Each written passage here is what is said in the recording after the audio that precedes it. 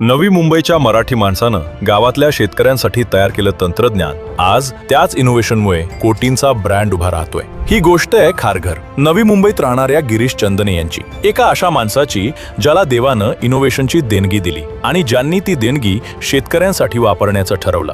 मध्यमवर्गीय कुटुंबात जन्म, वडील MSEB मध्ये लाईनमन, आई गृहिणी, मराठी माध्यमातून शिक्षण, डिप्लोमा इन्स्ट्रुमेंटेशन टेक्नॉलॉजी। कॉलेजमध्ये घेतलेला एक निर्णय पुढे आयुष्य बदलणारा ठरला। इन्स्ट्रुमेंटेशन मध्ये ऍडमिशन मिळाली आणि तिथूनच पाण्यावर काम करणाऱ्या इनोव्हेशनचा प्रवास सुरू झाला। पहिली नोकरी अप्रेंटिसशिप, पगार फक्त 800 रुपये। पण मनात एकच विचार, मला नोकरी करणारा नाही, मला नोकरी देणारा बनायचंय। नोकरी सोडली, स्वतःचं काम सुरू केलं। इलेक्ट्रॉनिक वजन काट्यांची मशीन, नवनवीन प्रयोग, कधी यश कधी फसवणूक। एक काळ असा आला जेव्हा केलेलं संशोधन मार्केटला नकोसं वाटू लागलं। तेव्हा स्वतःलाच प्रश्न पडला, आपण चुकीच्या गोष्टीवर तर मेहनत करत नाही ना? आणि इथेच टर्निंग पॉइंट आला। इंटरनेटवर शोध घेताना मॅग्नेटिक वॉटर हा शब्द सापडला आणि उघडली एक नवी दुनिया। शेतकऱ्यांसाठी प्रयोग सुरू झाले। शेतीच्या पाण्यावर उपचार करणारी टेक्नॉलॉजी, जिथे वारंवार खर्च नाही, फक्त एकदाची गुंतवणूक आणि वर्षानुवर्षांचा फायदा। सुरुवातीला लोक हसले, पाण्यावर मशीन बसून शेती बदलेल, पण 6 महिन्यात